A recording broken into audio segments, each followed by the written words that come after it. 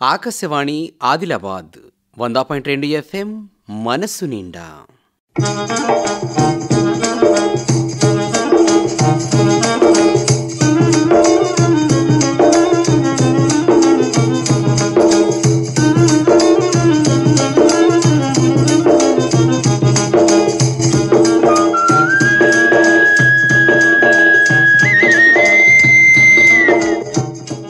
కిసాన్ వాణి కేంద్ర వ్యవసాయ రైతు సంక్షేమ మంత్రిత్వ శాఖ వారి ప్రాయోజిత కార్యక్రమం.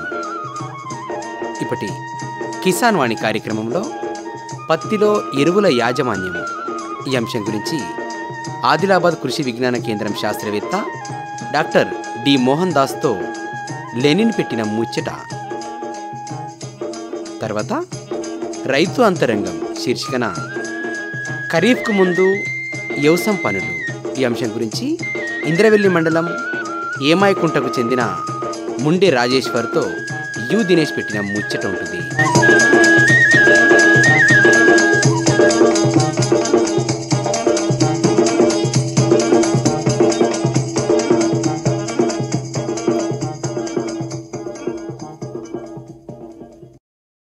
వాతావరణ సూచన.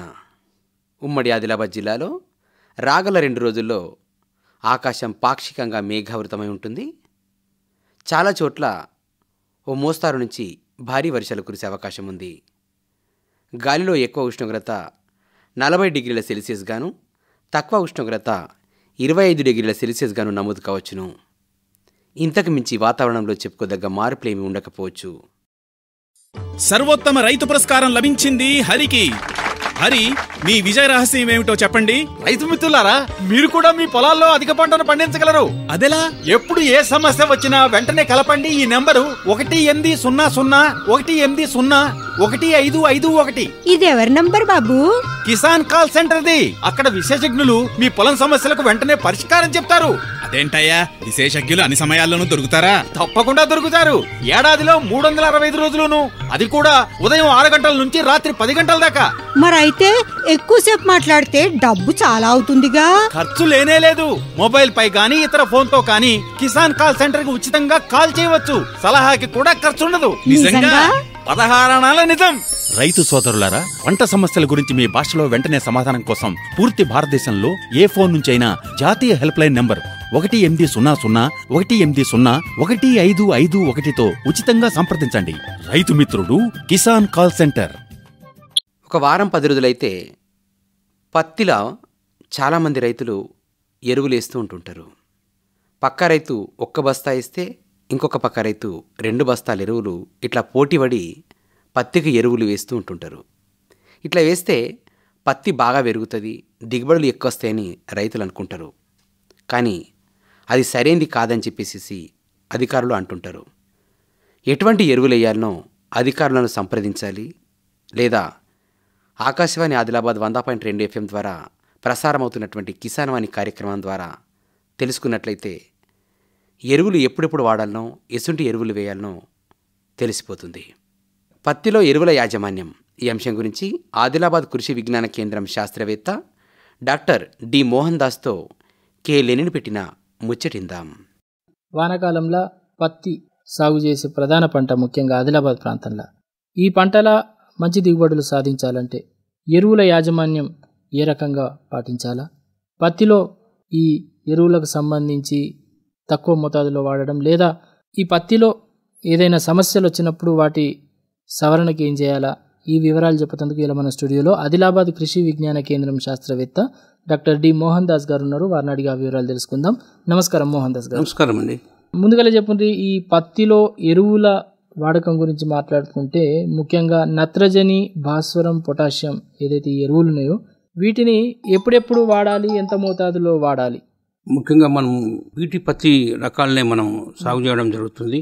అయితే దీనికి నత్రజని ఎరువును చూసుకున్నట్లయితే 48 కిలోలు 1 ఎకరానికి, తర్వాత 24 కిలోల భాస్వరం, దాని తర్వాత 24 కిలోల ఈ పొటాష్ ఎరువుల్ని 1 ఎకరానికి వేసుకోవాలి.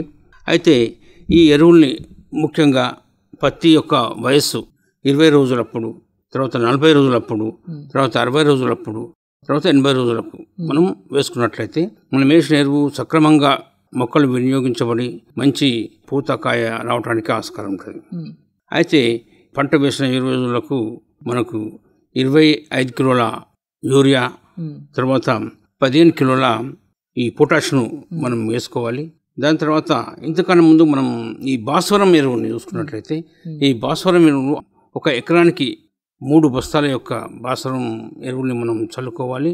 ఇది చివరి దిక్కులో చల్లుకొని మనం రోటోవేటర్ని కొట్టుకున్నట్లయితే ఆ భాస్వరం యొక్క ఎరువుల యొక్క లభ్యత పంటపై బాగుంటుంది. తర్వాత 40 రోజులకు 25 కిలోల నత్రజని యూరియా, తర్వాత పొటాష్ 15 కిలోలు, తర్వాత 60 రోజులకు కూడా 25 కిలోల నత్రజని, పొటాష్ 15 కిలోలు, 80 రోజులకు కూడా సేమ్ 25 కిలోల నత్రజని యూరియా ఇవ్వాల్సి ఉంటుంది. తర్వాత పొటాష్ను కూడా 15 కిలోలు ఇచ్చినట్లయితే మొక్క సక్రమంగా వినియోగించుకోబడి అది దాని యొక్క లైఫ్ పీరియడ్లో మంచి దిగుబడి రావడానికి ఆస్కారం ఉంటుంది. అయితే మనము ఎరువు వేసేటప్పుడు మనకు మొక్క నుంచి 7 నుంచి 10 సెంటీమీటర్ల దూరంలో పాదులు వేసి మన పాదులను పూడ్చినట్లయితే ఆవిరి కాకుండా ఉండి వేసిన ఎరువు మొక్కలు వేల నుంచి తీసుకోవడం జరుగుతుంది. అయితే ఇప్పుడు ఈ సూక్ష్మధాతు లోపాలు ఏర్పడ్డప్పుడు వాటి సవరణకు ఏం చేయాలా, ఎట్లాంటి జాగ్రత్తలు తీసుకోవాలా, ఎలాంటి యాజమాన్య పద్ధతులు పాటించాలా, ఆ వివరాల గురించి మాట్లాడుకుందాం. అయితే ముందుగల్లా ఈ మెగ్నీషియం లోప లక్షణాలు ఎట్లా ఉంటాయి, వాటికి సంబంధించి వివరాలు చెప్పుంది. అట్లాగే ఆ లోపాలని ఎట్లా సవరించాలి. పత్తిలో ముఖ్యంగా మనకు మెగ్నీషియం లోప లక్షణాలు చాలా కనపడుతుంటాయి. అయితే ఇది ముదురు ఆకులు అంచుల నుండి మధ్య భాగానికి పసుపు రంగుకు మారడం జరుగుతుంది. ఈ యొక్క ఆకుల యొక్క ఈనెను మాత్రం ఆకుపచ్చగానే ఉండడం జరుగుతుంది. అయితే ఈ లోప తీవ్రత ఎక్కువైనప్పుడు ఆకులు ఎర్రబడి ఎండిపోయి రాలిపోవడం జరుగుతుంది. సాధారణంగా ఈ లోపం పొటాషియం ఎక్కువగా ఉన్న నెలల్లోనే కనిపిస్తుంది. ఈ మెగ్నీషియం లోపం యొక్క నివారణకి మనకు లీటర్ నీటికి 10 గ్రాముల మెగ్నీషియం సల్ఫేట్ 7 నుంచి 10 రోజుల వ్యవధిలో పైరు వేసిన 45 రోజుల నుండి 75 రోజుల తర్వాత 2 సార్లు పిచికారీ చేసుకున్నట్లయితే మనం ఈ మెగ్నీషియం లోపాన్ని సమర్థవంతంగా నివారించుకోవచ్చు. అట్లనే జింకు ధాతు లోపం ఏర్పడ్డప్పుడు దీని లక్షణాలు ఎట్లా ఉంటాయి, మరి దీన్ని సవరించడానికి ఏం చేయాలి? ఈ జింకు లోప లక్షణాలు చూసుకున్నట్లయితే మనకు మొక్కల్లో లేత మరియు మధ్య ఆకుల పైన ఇది కనిపించడం జరుగుతుంది. ఈ ఆకుల యొక్క ఈనెలు ఆకుపచ్చగా ఉండి ఈనెల మధ్య భాగం మాత్రమే పసుపచ్చగా మారడం జరుగుతుంది. ఈ కొమ్మ చివరి ఆకులు చిన్నగా ఉండి ముడతలు పడి కనుపుల మధ్య దూరం తగ్గడం జరుగుతుంది. ఈ జింకు లోపం ఉన్న నేలల్లో ఎకరానికి 20 కిలోల జింక్ సల్ఫేట్ను ఆఖరి దిక్కులో వేసుకోవాలి. లేకుంటే ఈ జింక్ సల్ఫేట్ 2 గ్రాములు 1 లీటర్ నీటికి కలిపి ఈ ద్రావణాన్ని మొక్కల మీద లోప లక్షణాలు గమనించినప్పుడు 7 నుంచి 10 రోజుల వ్యవధిలో 2 సార్లు పిచికారీ చేయడం ద్వారా ఈ లోపాన్ని మనం సవరించుకోవచ్చు. అట్లనే ఈ బోరాన్ ధాతు లోప లక్షణాలు ఎట్లా ఉంటాయి, మరి ఈ లోపాన్ని ఎట్లా సవరించాలి, ఆ వివరాలు కూడా చెప్పండి. సూక్ష్మ ధాతువు అయినటువంటి బోరాన్ యొక్క లక్షణాలు చూసుకున్నట్లయితే దీని యొక్క పూల స్వరూపం మారి ఆకర్షణ పత్రం చిన్నవై లోపలకు మురిసిపోవడం జరుగుతుంది. ఈ ఆకుల కాడలు ఒకే మాదిరిగా ఉండక కొంత దళసరిగా కొంత పలచగా ఉండి అక్కడక్కడ నల్లటి వలయాలు ఏర్పడడంతో పాటు ఈ ఆకుల మీద రాగి రంగు మచ్చలు ఏర్పడడం మనం గమనించడం జరుగుతుంది. ఈ లోపం బాగా ఎక్కువగా ఉన్నప్పుడు ఈ పూత మొగ్గ దశలో ఎండిపోవడం, చిన్న కాయలు రాలిపోవడం, దీంతో పాటు ఈ గిరిసబారి ప్రధాన కాండంపై పగులు కూడా రావడం మనం గమనించవచ్చు. ఈ కాయలు సరిగ్గా అభివృద్ధి చెందక ఆకారం కోల్పోయి కాయ పెరిగే దశలో ఒక్కోసారి నిలువుగా పగులు ఏర్పడతాయి. ఈ బోరాన్ లోపం రాష్ట్రంలో అన్ని ప్రాంతాల్లో గమనించడం జరిగింది. ఈ సున్నం ఎక్కువగా ఉన్న నేలల్లో వర్షాభావ మరియు అధిక వర్షపాతం ఉన్న పరిస్థితుల్లో ఈ లోపం ఎక్కువగా కనిపించడం జరుగుతుంది. ఈ లోపం యొక్క నివారణకి పైరు వేసిన 60 రోజులకు తర్వాత 90 రోజుల తర్వాత లీటర్ నీటికి 1 నుంచి 1.5 గ్రాము బోరాక్స్, దీన్ని మనం సోడియం టెట్రా బోరేట్ అని అంటాం. ఇది వారం రోజుల వ్యవధిలో 2 సార్లు పిచికారీ చేసుకున్నట్లయితే ఈ బోరాన్ లోపాన్ని మనం కంట్రోల్ చేసుకోవచ్చు. అయితే ఇప్పుడు ఈ పత్తిలో పూత పిందె రాలడం వంటి సమస్యను చూస్తూ ఉంటాం కదా, ఇప్పుడు దీన్ని నియంత్రించాలంటే ఏం చేయాలి? అయితే ఈ పూత పిందె రావడం అనేది ఈ ప్రతికూల పరిస్థితుల్లో మొక్కల యొక్క జీవన ప్రక్రియలో వచ్చే మార్పులు లేదా ఈ కాయ తొలిచే పురుగుల ద్వారా వాటిల్లే నష్టం వల్ల ఈ పత్తిలో దాదాపు 60 నుంచి 70% వరకు పూత పిందె రాలడం జరుగుతుంది.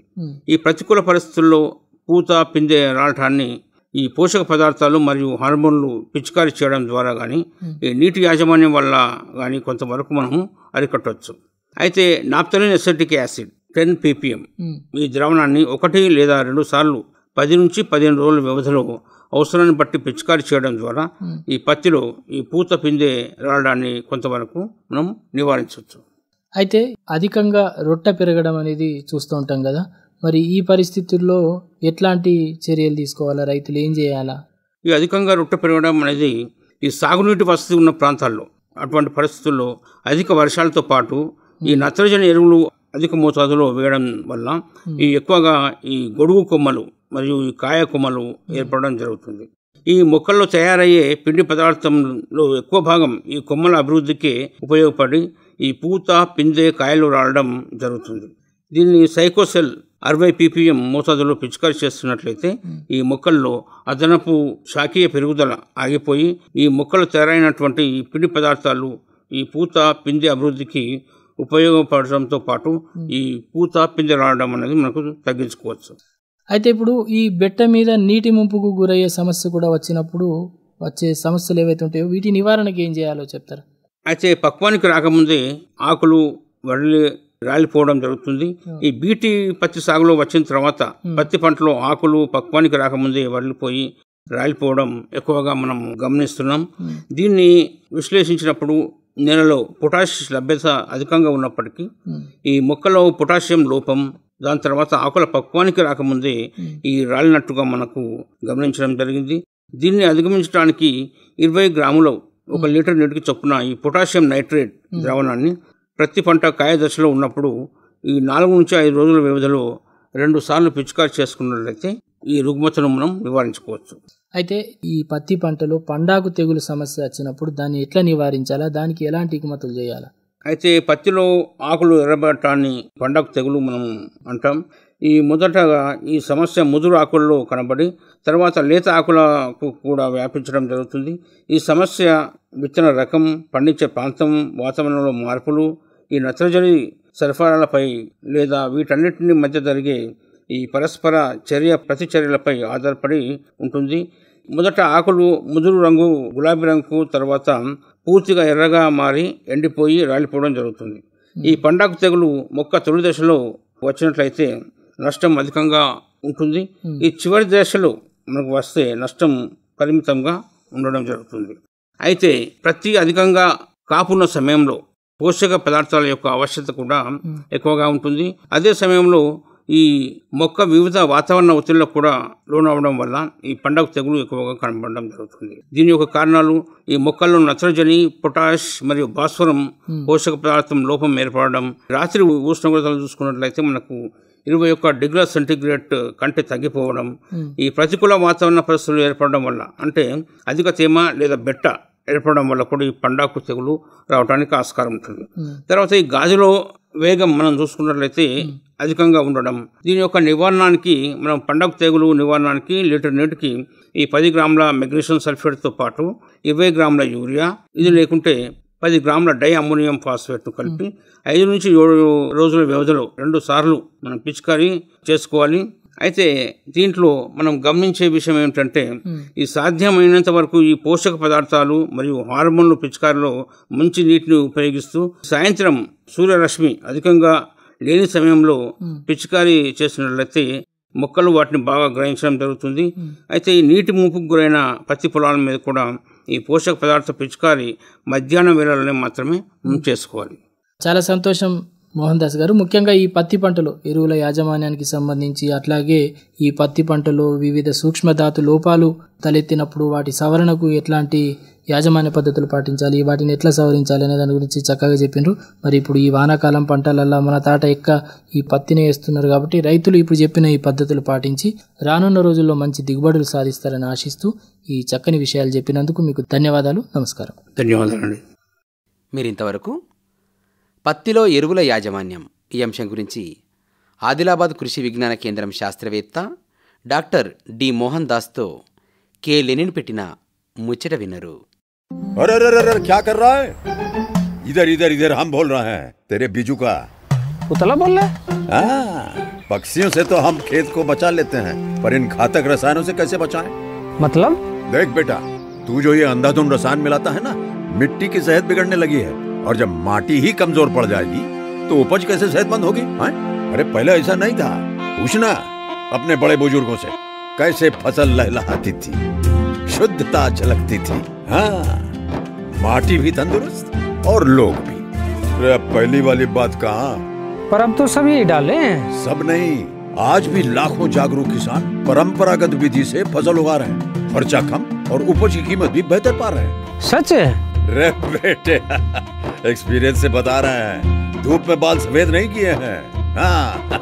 ठीक है भाई, मैं भी आज से जैविक खेती शुरू करूंगा। माटी से प्रेम की परंपरा है, परंपरागत खेती।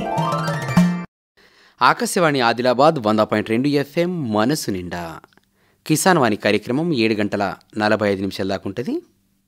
రైతు అంతరంగం శీర్షికన వారంలో 3 రోజులు సోమవారం ఇల్లు వ్యవసాయం కార్యక్రమంలో, గురువారం శనివారం కిసాన్ వాణి కార్యక్రమంలో రైతు అంతరంగం శీర్షికన ఉమ్మడి ఆదిలాబాద్ జిల్లాలోని వివిధ గ్రామాల్లో రైతులు వ్యవసాయం చేస్తున్నటువంటి తీర్లను వినిపించడం జరుగుతుంది. ఇప్పటికే ఖరీఫ్ కాలం వచ్చిందనే చెప్పొచ్చు. ఖరీఫ్ కంటే ముందు రైతులు లోతు దుక్కులు దున్నుకోవాలి. అంతకుముందున్నటువంటి బెండు కానీ, పత్తి కట్టె కానీ, లేదా ఏదైనా చెత్త కానీ, చేన్లలో ఉన్నటువంటి రాళ్ళను కానీ ఏరేయాలి. చిన్న చిన్న పొదలుంటే వాటిని కొట్టేయాలి. ట్రాక్టర్తో దున్నుకున్న తర్వాత రోటావేటర్తోని భూమిని మంచిగా చదును చేసుకోవాలా, లేకపోతే గుంటుకతోని రోపుకోవాలా. అట్లా ఖరీఫ్కు భూమిని చక్కగా సిద్ధం చేసుకోవాలి. మంచి వర్షాలు పడ్డ తర్వాతనే పత్తిని విత్తుకోవాలా. ఖరీఫ్కు ముందు వ్యవసాయం పనులు ఈ అంశం గురించి ఇంద్రవెల్లి మండలం ఏమాయికుంటకు చెందిన ముండే రాజేశ్వర్తో దినేష్ పెట్టిన ముచ్చటిందాం. ముండే రాజేశ్వర్ గారు, మీకు నమస్కారం అండి. చెప్పండి, మీకెంత భూమి ఉంటుంది? మాకు 20 ఎకరాలు ఉంటాయి. 20 ఎకరాలు ఏమేమి పంటలు వేస్తారు మీరు? పత్తి, సోయాబీన్, మళ్ళా రబీకి మక్క, జొన్లు, కంది. ఎండాకాలం పనులన్నీ అయిపోయినాయి? అవుతున్నది, ఇక రెడీ చేస్తున్నాము. 20 ఎకరాలు? అవును. ఇట్లా ట్రాక్టర్ మీకుందా బయట? సొంతం ట్రాక్టర్. దున్నేసిరా మరి? అవును, మొత్తం దున్నేసి పెద్ద నాగర్ దున్నేసి ఇప్పుడు రూటర్ కొట్టాలి. రూటర్ కొట్టి మళ్ళా గుంటు కొట్టాలి. మొన్న వర్షం పడ్డది కదా, దానికి కొంచెం ఆరింది. ఆరితే రూటర్ కొడితే మొత్తం ఇది ఆగిపోతుంది, వెళ్ళిపోతుంది బెడ్ అంతే. బెడ్ పత్తి కట్టే తీసేసిరా మొత్తం? అంటే మీ ట్రాక్టర్తో? అవును, సొంత ట్రాక్టర్, ఇంటి ట్రాక్టర్ ఉంది. పెద్ద నాగర్ లేసి? అవును, పెద్ద నాగర్ లేసి రూటర్ అన్ని జాలు అయిపోయిందా? కాలేదా? కాలేదు, ఇంకా కొన్ని జాగాలు ఉన్నది. ఇప్పుడు మీరు జొన్న వేసినామన్నారు కదా? జొన్న వేసినాం. మరి బెండు ఏ రకం ముందే మీరు నాగలు దున్నుతేనే రూటర్ కొట్టాలి. రూటర్ కొట్టి మళ్ళా బెండు లేపుకోవాలి, దొడ్డు ఏరేసేయాలి. ముందు రూటర్ కొట్టి తీయరాదు. ముందుగా ట్రాక్టర్ కొట్టాలి పెద్ద నాగరి, మళ్ళా రూటర్ కొట్టాలి, అప్పుడు వెళ్తుంది. పెద్ద నాగలు వేస్తే మొత్తం చిన్న చిన్నదంతా ఇదైపోతుంది, అయిపోతుంది. మళ్ళా పెద్దగా ఉంటుంది కదా, రూటర్ తోటి మీదికి వస్తుంది. మీదికి వచ్చిన తర్వాత ఏరి ఆగి పెట్టాలి, లేకపోతే లేపుకొని ఇక్కడ కడ్డాలు ఉంటుంది కదా, మట్టి పోతుంది, అక్కడ వేసుకోవాలి.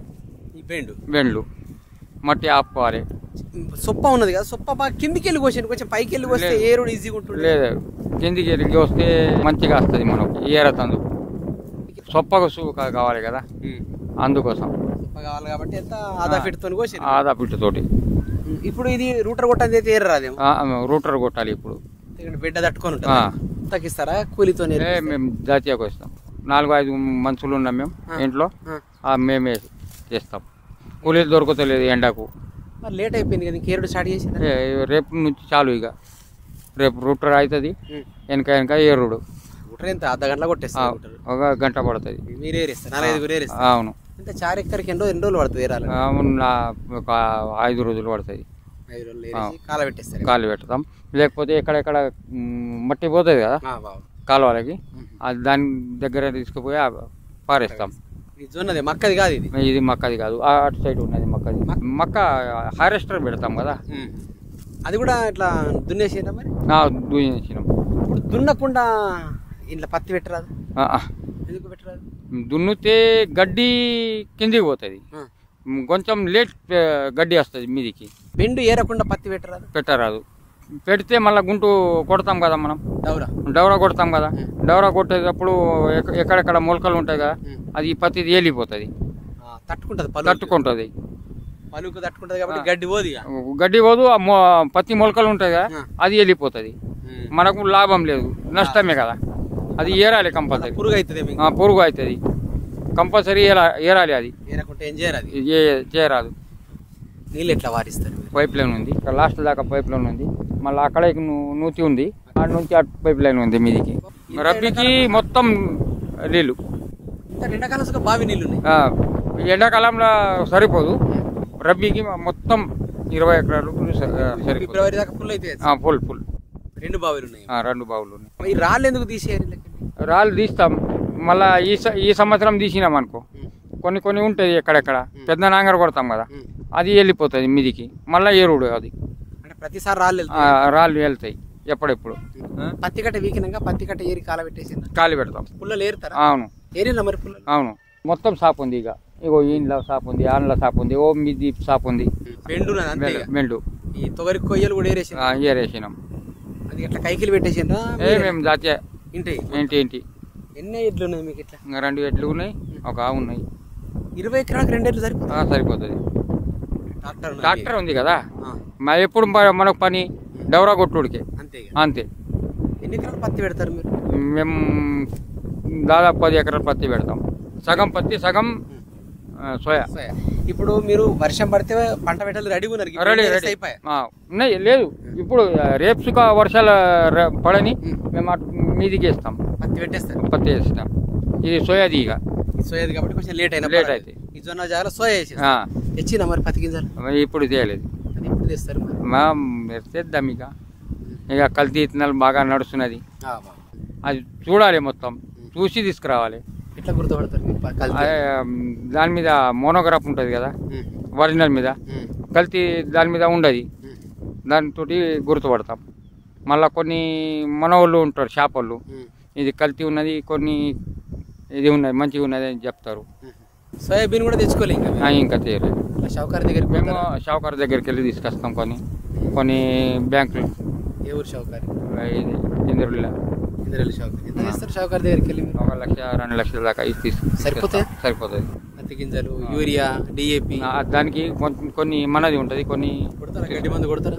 గడ్డి మందు కొట్టాము, కలుపు తీసి. గడ్డి మందు కొడితే మనకు కీటనాశకాలు ఉంటాయి కదా, దానికి అది ఖరాబ్ అవుతుంది, చచ్చిపోతే మనకు లాభం రాదు, ఆగిపోతుంది. దానికోసం ఎట్లా మీరు వర్షం పడ్డాగానే పత్తి పెడతారా? పొడి దుబ్బలనే వర్షం పెట్టేస్తారా? లేకపోతే వర్షం వచ్చింది అనుకో, పెట్టినాం, మళ్ళా వర్షం 4-5 రోజులు రాకపోతే మా దగ్గర పైపులు ఉన్నాయి, నౌజలు ఉన్నాయి, పెట్టేస్తాం. మేము నీళ్ళు వారిస్తాం. వర్షం పడది పత్తి పెట్టరు మీరు? ఒక్కసారి అయితే వర్షం పడాలి. కొందరైతే వర్షం పడకపోయినా మిరుగు అయిపోయింది అంటే ఈ దుబ్బలనే పెట్టేస్తారు. దుబ్బలు పెడతారు కదా, కొన్ని లాస్ట్ చుక్క అవుతారు. మనకు నీళ్ళు ఉంది కదా, మేము నౌజలు పెడితే నీళ్ళు ఉన్నాయి, మంది బాగున్నారు పనిచేస్తూ జాతీయ చేస్తాం కదా, అందుకోసం మేము ఇట్లా చేస్తాం. ఇట్లా ఇంటోళ్ళు కలిసి చేస్తే మంచిగా ఉంటుందా? ఇట్లా ఇంటోళ్ళు 2-3 పని చేసి కైకిలోలో పెట్టుకుంటే మంచిగా ఉంటుందా? కైకిలోళ్ళు కొంచెం ఉండాలి, ఇంటి మంచి ఉంటేనే పని అవుతుంది, లేకపోతే కాదు. ఇప్పుడు ఎండాకాలం అయితే ఎట్లది ఏం పని లేదేమో? ఎట్లది ఏం పని లేవు. ఎట్లది పెండ అవసరం పడుతుంది? అవును. ఎన్ని ఎకరాలకు సరిపోయింది? 1 ఎకరం దాకా పడుతుంది. 2 ఎడ్లది. 4-5 ట్రాక్టర్లు? 5 ట్రాక్టర్లు మీది పట్టికి వేసేసాం, చిమ్మేసి దున్నేసినాం. భారీ వర్షం పడుతుంది, కొట్టుకపోతా పోదు. ఎట్లా పోతుంది? ముందుగా వేసేస్తాం, మళ్ళా పెద్ద నాంగర కొడతాం, అది లోపల పోతుంది కదా, అది పోదు, ఎటు పోదు, అందులోనే ఉంటుంది. అట్లా అందులో ఏం పంట వేస్తారు? మళ్ళీ పత్తి పెండ వేస్తాం కదా, అక్కడ పత్తి పెడతాం. ఆ సంవత్సరం ఏమేమి పంటలు వేద్దాం అనుకుంటున్నారు ఈ సంవత్సరం మీరు? కంది, పత్తి, సోయా 3. తర్వాత జొన్న, మక్క. అంటే 20 ఎకరాలు జొన్న మక్క పెట్టేస్తారా? లేదు, 10 ఎకరాలు ఉంటుంది కదా సోయా, దాంట్లో మక్క సోయా వేస్తాం. పత్తిలో ఏమేయరు? పత్తి తీసేసి వేయచ్చు కదా. పత్తి తీసేసి వేస్తే ఇప్పటిదాకా ఉండబడుతుంది. ఏమవుతుంది ఉంటే? మళ్ళా ఎండకు భూమి కావాలి కదా, భూమి ఆరది. ఒక సంవత్సరం ఇక్కడ వేస్తాం, ఒక సంవత్సరం అక్కడ వేస్తాం పల్టాయించి, అప్పుడు పంట మంచిగా వస్తుంది. పంట మార్పిడి చేస్తేనే మంచిగా వస్తుంది, లేకపోతే మార్పిడి చేయకపోతే పంట రాదు. 10 ఎకరాలు మక్క జొన్న వేసేస్తారు. 10 ఎకరాలు అట్లే ఉంచేస్తాం. పత్తి మీకు మరి సిమ్గా దాకా ఉంటుంది మరి? ఉగాది దాకా. ఉగాది దాకా ఉంటుంది. లీడ్ వేస్తాం కదా, మరి మీకు పురుగు రాదా గులాబీ పురుగు? ఈ సంవత్సరం రాలేదు, పోయిన సంవత్సరం వచ్చింది. ఇప్పుడు మీరు 10 ఎకరాలు మొక్కజొన్న వేస్తారు, అదంతా సొప్ప ఏం చేస్తారు? 2 ఎడ్లు సొప్ప అక్కడ ఉన్నది, కొట్టం నింపి ఉన్నది. ఎవడన్నా వస్తే అమ్మేస్తాం, లేకపోతే కొన్ని దగ్గర ఉంటారు చుట్టాలు, వాళ్ళకు లేకపోతే మేము ఇచ్చేస్తాం ఫ్రీగా చుట్టాలకు. అట్లా కొందరు అడుగుతారు చుట్టాలు, మాకు కావాలి భయ్, లేదు ఈ సంవత్సరం అంటే మనం వాళ్ళకి ఇవ్వాలి. మన దగ్గర లేకపోతే వాళ్ళ దగ్గరికి వెళ్ళి తీసుకురావాలి. మీ కుటుంబం పెద్దగా ఉన్నది, కూరగాయలు ఏం పండియరా? మరి ఎట్లా మీ కూరగాయలు ఇంతగానో వ్యవసాయం ఉన్నది? కూరగాయలు పండిస్తే బాగా టెన్షన్. అది టెన్షన్ అంటే ఒక క్యారెట్ 2 క్యారెట్ వెళ్తే తీసుకోపోవాలి, ఒక మనిషి అటే ఉండాలి. వాడు దానికి కాదు, మీ ఇంటి కోసం. మా ఇంటి కోసం తీసుకొస్తాం ఇక దగ్గర నుంచి. ఇక పక్కకు ఉన్నది మా దోస్త్, ఆయన దగ్గరికి వెళ్ళి ఎంత పడుతుంది, ఇంత ఒక ½ కిలో తీసుకొస్తే వంకాయలు సరిపోతుంది. 2 సార్లు వంకాయలు, 2 సార్లు టమాటాలు పెట్టుకుంటే కదా ఉంటుంది కదా. కంపౌండ్ లేదు కదా, అది కంపౌండ్ ఉంటేనే పెట్టవచ్చు. అంతగా కంపౌండ్ చేయాలంటే బాగా కష్టం. మరి సంతోషంగా ఉన్నారా వ్యవసాయం? సంతోషంగా ఉన్నాం, ఫుల్ సొంతం చేస్తాం. అన్నదమ్ములు ఉన్నాం ఇద్దరు, మేము ఇద్దరం చేస్తాం. పంచుకోలే భూమి, మీరు ఒక జాగాలో కలిసే ఉన్నారు. కలిసి సంతోషం. ఇట్లా కలిసి ఉండడం చాలా గొప్ప విషయం. ఎవరైనా ఈ కార్యక్రమాన్ని విని నీ నుంచి సలహాలు తీసుకోవచ్చు కాబట్టి నీ ఫోన్ నంబర్ 9797 01 75 1223 1223. Thank you. మీరు ఇంతవరకు రైతు అంతరంగం శీర్షికన ఖరీఫ్కు ముందు వ్యవసాయ పనులు ఈ అంశం గురించి ఇంద్రవెల్లి మండలం ఏమాయికుంటకు చెందిన ముండే రాజేశ్వర్తో దినేష్ పెట్టిన ముచ్చటిన్నారు. ఈ కిసాన్ వాణి కార్యక్రమంలోని ఈ 2 ముచ్చట్లను రేపటి నుండి మా యూట్యూబ్ ఛానల్ ద్వారా కూడా వినవచ్చు. మా YouTube channel Akashvani Adilabad 100.2 FM. అయితే మా యూట్యూబ్ ఛానల్ ద్వారా మీరు మా కార్యక్రమాలను వినడమే కాకుండా లైక్ చేయొచ్చు, షేర్ చేయొచ్చు, సబ్స్క్రైబ్ చేసుకోవచ్చు, కామెంట్ కూడా చేయవచ్చు. రేపు సాయంత్రం 7:15కు ఇల్లు వ్యవసాయం కార్యక్రమంలో ఫోన్-ఇన్ ప్రత్యక్ష ప్రసారం ఉంటుంది. పత్తి, సోయా చిక్కుడు, కంది పంటల సాగు తొలి దశలో పాటించవలసిన యాజమాన్య పద్ధతులు ఈ అంశం గురించి శ్రోతలు టెలిఫోన్ ద్వారా అడిగినటువంటి ప్రశ్నలు, సందేహాలకు ఆదిలాబాద్ వ్యవసాయ కళాశాల associate dean doctor Sridhar Chauhan సమాధానాలు ఇస్తారు. కాబట్టి రైతు సోదరులు తమ సందేహాలను తీర్చుకోవాలనుకుంటే ఫోన్ చేయవలసినటువంటి మా ఫోన్ నెంబర్లు 08732, ఇది ఆదిలాబాద్ ఎస్టీడీ కోడ్ నంబర్, 295081, ఇంకొక నంబర్ 230081. అయితే రైతులు వాట్సాప్ ద్వారా కూడా ప్రశ్నలు అడగవచ్చు. మా వాట్సాప్ నంబర్ 08732295081.